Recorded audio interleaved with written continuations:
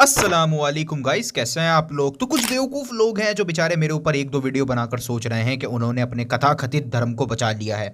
तो एक बेवकूफ़ ने कुछ बड़े ही बेवकूफ़ाना सी वीडियोस बनाई हैं, तो देखते हैं बेचारों का मेंटल बैलेंस। तो बेटा हगुजा, जो तुमने ऊंट के मुंह में कुछ जलेबियां तली हैं, इसने ऊंट के मुंह में एक और जलेबी तली और परोस दी। बेटा इन लोगों को कैमल यूरिन बीच में लाने का बड़ा शौक है। अब इनको पता है कि काव कोला पर तो कुछ ज्यादा बोल नहीं सकते हैं, वरना ओम शांति करने वाले ही इनकी शांति भंग कर देंगे। तो बेचारे ये लोग सोचते हैं कि अल्लाह के रसूल सल्लल्लाहु अलैहि वसल्लम ने कैमल यूरिन एक रिलीजियस प्रैक्टिस की तरह रेकमेंड किया था। जिस तरह इंडिया में हिंदूज अपने घर की शुद्धि वगैरह काव यूरिन से करते हैं, रिलीजियस प्रैक्टिस की तरह काव यूरिन को पीते हैं, ठीक उसी तरह रसूलुल्लाह सल्लल्लाहु अलैहि वसल्लम ने भी कैमल यूरिन को रिलीजियस प्रैक्टिस की तरह पीने का ऑर्डर दिया था। लेकिन जब हम सही अल बुखारी 5686 पढ़ते हैं तो वहां साफ साफ लिखा है रसूलुल्लाह सल्लल्लाहु अलैहि वसल्लम ने कैमल यूरिन कुछ बीमार लोगों को सजेस्ट किया था, ना कि रिलीजियस प्रैक्टिस की तरह बीमार लोगों को। और वो बीमार लोग यूरिन एंड कैमल का दूध पीकर सही भी हो गए थे। अब इस हदीस पर यह एतराज तो बन सकता था कि भाई साइंटिफिकली कैमल यूरिन में कोई मेडिसिनल प्रॉपर्टीज नहीं फाउंड हुई, ये एतराज तो वैलिड था। लेकिन साइंटिफिकली वी नो कि कैमल यूरिन ने एंटी प्लेटलेट्स इफेक्ट दिखाए हैं, कैमल यूरिन ने एंटी कैंसर इफेक्ट शो किए हैं। ये सब रिसर्चेस बड़े बड़े साइंटिफिक जर्नल्स में पब्लिश्ड हैं। तो साइंस तो हमारी साइड है। अब तुम लोग ये साबित करो कि रसूलुल्लाह ने कैमल यूरिन किसी रिलीजियस प्रैक्टिस की तरह रेकमेंड किया था। जिस तरह हिंदूज काऊ यूरिन पीते हैं, उसी तरह रसूलुल्लाह ने भी कैमल यूरिन को सजेस्ट किया था, और इसका कोई एविडेंस नहीं है। अगर नहीं साबित कर सकते तो ईमानदार लोगों की तरह माफी मांगो, क्योंकि रसूलुल्लाह ने बीमार लोगों को कैमल यूरिन सजेस्ट किया था और किसी और को नहीं। दुनिया हो जा तो हो जाना चाहिए था ना, तो हो गया ना, इसमें क्या सकते हैं। नहीं हुआ ना। हमारे साइंटिस्ट कहते हैं कि दुनिया को बनने में कई बिलियन साल लगे। आपका साइंटिस्ट जो है। तो इसी बात का जवाब देते हुए या सो कॉल्ड डिबंक करते हुए अबूजर रिस्पॉन्ड ने ऊंट के मुंह में कुछ जलेबियां तली और अपने इस वाले वीडियो में परोस दी। तो सबसे पहले इसने क्या बोला वो देखते हैं। अगर मैं चाहूं तो ये पॉइंट में ये कहकर खत्म कर सकता हूं कि अल्लाह ने चाहा इसलिए अर्थ को बिलियंस ऑफ ईयर्स लगे। तो यहाँ पे हबूजर क्या जवाब देता है कि जी अल्लाह नहीं चाहता, अल्लाह नहीं चाहता कि बिलियंस ऑफ ईयर्स लगे, इसलिए बिलियंस ऑफ ईयर्स लग गए। एक एग्जांपल समझाता हूँ। मान लो मैं 2 घंटे के अंदर एक वीडियो एडिट कर सकता हूँ, मात्र 2 घंटे के अंदर मैं कर सकता हूँ, पर मैं उसको 2 घंटे में एडिट ना करके मैं उसको एडिट करने में 2000 घंटे लगा रहा हूँ, या फिर 2 लाख घंटे लगा रहा हूँ, या 2 करोड़ घंटे लगा रहा हूँ। तो मुझे क्या बोलोगे? आलसी बोलोगे, मक्कार बोलोगे, कामचोर बोलोगे, या पागल बोलोगे? तो वैसे ही जब अल्लाह हो जा बोल के पल भर में जस्ट में एब्सोल्यूट जस्ट के अंदर जब वो यूनिवर्स को क्रिएट कर सकता है, तो पर काहे बिलियंस ऑफ ईयर्स लगा। मैं तो कहता हूं इन लोगों का मेंटल बैलेंस बिगड़ा हुआ है। इस गधे को मेरा आर्ग्यूमेंट समझ ही नहीं आया और आया बड़ा डिबंक करने। अरे बेवकूफ शख्स, मेरा आर्ग्यूमेंट ये था कि यूनिवर्स में बहुत सारी चीजें ऐसी हैं जिनके लिए यूनिवर्स को बने हुए 13.8 बिलियन ईयर्स हो चुके हैं, और यूनिवर्स में ऐसी भी चीजें हैं जिनके लिए 1 सेकंड भी नहीं बीता, जैसे कि photons. So according to science photons time experience नहीं करते हैं। Clip. That photon, when it was born, at the star that emitted it, was detected at my telescope in the same instant. तो बेवकूफ हो, जब टाइम रिलेटिव है, यानी अगर मेरे लिए 100 साल बीत गए तो यूनिवर्स में हर एक चीज के लिए भी 100 साल बीत गए हों, ऐसा जरूरी नहीं है। तो ये सवाल वैलिड ही कहां रह गया कि अल्लाह ने आलस में यूनिवर्स को बिलियंस ऑफ ईयर्स में बनाया। अरे बेवकूफो, अगर तुमको आर्ग्यूमेंट समझ नहीं आता तो आर्ग्यूमेंट समझने की एक्टिंग भी क्यों करते हो? और यकीन करो बहुत बुरी एक्टिंग करते हो। गधो, तुमने पिछले जन्म में अच्छे कर्म नहीं करे होंगे, इसी वजह से तुमको इस जन्म में ऊपर वाले ने दिमाग कम दिया है। According to science time is relative, और हर एक शख्स हर एक चीज टाइम इंडिविजुअली एक्सपीरियंस करती है। Clip. Einstein says that time is not just a label on the whole universe. Time is experienced individually. शायद तुम गधों को समझ नहीं आया है कि साइंटिस्ट का मतलब क्या है जब वो कहते हैं कि टाइम को इंडिविजुअली एक्सपीरियंस किया जाता है। इसका मतलब ये हुआ हर एक चीज के लिए टाइम डिफरेंट रेट से चलता है। Clip. What Einstein gave us is a much richer picture where everybody has their own private time, which runs at their own private rate. Time itself is running more slowly for the person who's moving.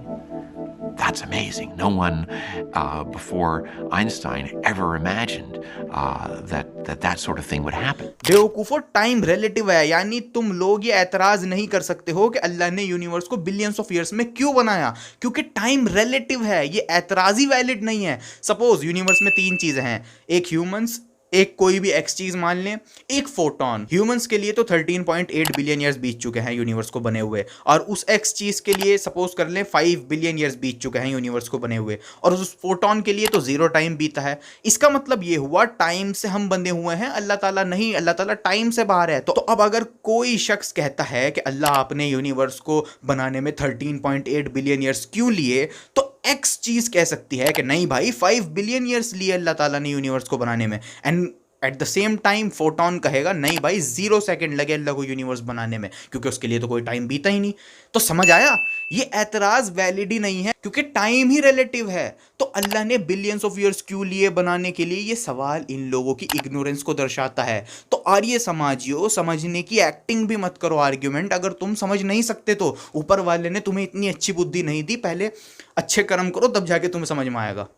इसने ऊंट के मुंह में एक और जलेबी तली और परोस दी। बेटा हगूजर, अगर दूसरों को साइंस पढ़ाने से पहले खुद इस्लाम पढ़ लिए होते तो ये हालत ना होती। तो हगूजर जरा ये बता मेरे को कि थारी ये जो कुरान है कबाड़, ये अल्लाह ने इंसानों के लिए नाजिल करी है या गैलेक्सी में घूम रहे किसी और चीज के लिए? तो फिर जब अल्लाह ने कह दिया कुरान में कि मैं कह देता हूँ हो जाए और चीज हो जाती है, तो गधे के बच्चे एक बात बताइए, इंसानों से ही तो कह रहा है, इंसानों से कह रहा है तो इंसानों के हिसाब से ही कहेगा ना। अरे जब नहीं हो पाता डिफेंड तो काहे जबरदस्ती मेहनत करते हो? अगेन बेवकूफो, कुरान सिर्फ इंसानों के लिए नहीं है बल्कि एक्स्ट्रा डायमेंशनल बीइंग्स, जिन्नों के लिए भी कुरान है। कुरान चैप्टर 46 वर्स 29 में आता है, जिन भी कुरान को सुनते हैं और उस पर ईमान लाते हैं, और जिन्नों के लिए टाइम कैसा चलता है वी डोंट नो। एंड ये सवाल वैलिड ही नहीं है गधो, क्योंकि अल्लाह कहता है और वो चीज़ हो जाती है तो वो चीज़ बियॉन्ड टाइम होती है। यानी हमारे लिए अगर कोई चीज़ बिलियंस ऑफ ईयर्स में होती है तो इसका मतलब ये नहीं है कि जिन्नों के लिए भी वो चीज़ बिलियंस ऑफ ईयर्स में ही होगी। एंड फोटॉन्स के लिए तो कोई टाइम बीतेगा ही नहीं, क्योंकि फोटॉन्स टाइम एक्सपीरियंस नहीं करते हैं, क्योंकि टाइम रिलेटिव है। और ये चीज़ कोई अनुमान नहीं है कि टाइम रिलेटिव है, बल्कि एक्सपेरिमेंटली वेरीफाइड चीज़ है, टाइम रिलेटिव होता है। इसको हम टेस्ट कर चुके हैं, क्लिप सुने। Einstein's theory has been tested again and again and again, and it all hangs together. It really forms the basis for the way we understand much of the way nature works. तो ये एतराज़ ही valid नहीं है गधो, क्योंकि तुमको argument ही समझ नहीं आया था। और वैसे भी इस आयत में कहाँ लिखा है कि अल्लाह कहता है और वो चीज़ उसी मोमेंट पर हो जाती है? ऐसा कहाँ लिखा है कि उसी मोमेंट पर एकदम से वो चीज़ हो जाती है? तो कुरान में ऐसा भी नहीं लिखा है कि उसी टाइम वो चीज़ पूरी हो जाती है, ऐसा कहीं नहीं लिखा। सेकेंडली आर्ग्यूमेंट ही कुछ और था, मैं कुछ और कहना चाह रहा था, तो ये सवाल ही वैलिड नहीं है। तुमको समझ ही नहीं आया मैं क्या कहना चाह रहा था, तो अच्छे कर्म करो, शायद अगले जन्म में तुमको थोड़ा सा दिमाग ज़्यादा मिल जाए। अच्छा, ये बेवकूफ़ शख्स जिन्नों को, फरिश्तों को काल्पनिक समझता है, माइथोलॉजी बताता है, जबकि इन बेवकूफ़ों को ये नहीं पता कि आज के मॉडर्न साइंटिस्ट भी जिन्नों को एंड फरिश्तों की एग्जिस्टेंस को डिस्प्रूव नहीं कर सकते हैं। In fact there are mathematical models जो सजेस्ट करते हैं कि हमारे आसपास एक्स्ट्रा डायमेंशनल बीइंग्स हो सकते हैं, लेकिन हम उन्हें टच नहीं कर सकते हैं। लेकिन हमारे आसपास, हमारे साथ कुछ बीइंग्स हो सकते हैं। क्लिप सुने। Perhaps we live on a membrane, a three-dimensional membrane that floats inside a higher dimensional space. There could be entire worlds right next to us, but completely invisible. All of these other universes would exist within the extra dimensions of M-theory, dimensions that are all around us. Some even say they might be right next to us, less than a millimeter away. But if that's true, why can't I see them or touch them? If you have a brain living in a higher dimensional space and your particles, your atoms cannot get off the brain, it's like trying to reach out but you can't touch anything. It might as well be on the other end of the universe. बेवकूफ आर्य समाजियों, किसी भी चीज पर बोलने से पहले research कर लिया करो। है इतनी हिम्मत कि इन साइंटिस्टों को जाके तुम लोग कहो कि किन माइथोलॉजीज में तुम मानते हो? है हिम्मत कहने की इन लोगों को? तो जो तुम अपने आसपास देखते हो ऐसा ज़रूरी नहीं है सिर्फ यही रियलिटी हो, और भी चीज़ें हमारे आसपास हो सकती हैं, उनमें जिन्स एंड एंजल्स भी आते हैं। और यही चीज़ आजकल के मैथमेटिकल मॉडल्स भी हमको सजेस्ट करते हैं। जिस चीज के अंदर कॉन्शियसनेस नहीं होती उसके लिए वैसे भी टाइम एग्जिस्ट नहीं करता। एक पत्थर है कहीं पड़ा हुआ है, क्या इसके लिए टाइम एग्जिस्ट कर रहा है? इसको पता है 1 घंटा बीत गया, 2 घंटा बीत गया, 3 घंटा बीत गया। इसको पता है क्या? इसको ये भी पता है कि यूनिवर्स बन गया है, इसको ये भी पता है कि अल्लाह भी है, इसको ये भी। इस बेवकूफ ने कहा जिस चीज में कॉन्शियसनेस नहीं है उस चीज के लिए टाइम एग्जिस्ट ही नहीं करता है। या अल्लाह, किस मखलूक के साथ फंसा दिया इनको, तो ABCD भी हमको सिखानी पड़ रही है। बेवकूफ, ये अंडा है, क्या इस अंडे के लिए अब टाइम एग्जिस्ट नहीं करता क्योंकि ये अनकॉन्शियस है? अरे बिल्कुल टाइम एग्जिस्ट करता है, इसी वजह से अंडा खराब हो जाता है। पत्थर के लिए भी टाइम एग्जिस्ट करता है, भले ही वो पत्थर टाइम फील ना कर पाए, लेकिन वो पत्थर टाइम में ही होता है, टाइम में ही मूव करता है। जैसे एक कोमा में गया हुआ शख्स अनकॉन्शियस होता है, लेकिन इसका मतलब ये थोड़ी हो गया कि उसके लिए टाइम एग्जिस्ट नहीं करता। जाहिलो, दिमाग किस कबाड़ी को बेच के आए हो तुम। ये इन लोगों का लेवल है, मुझे इन लोगों को सीरियसली लेना भी नहीं चाहिए, लेकिन थोड़ा सा इनको इनका लेवल दिखाना भी ज़रूरी है।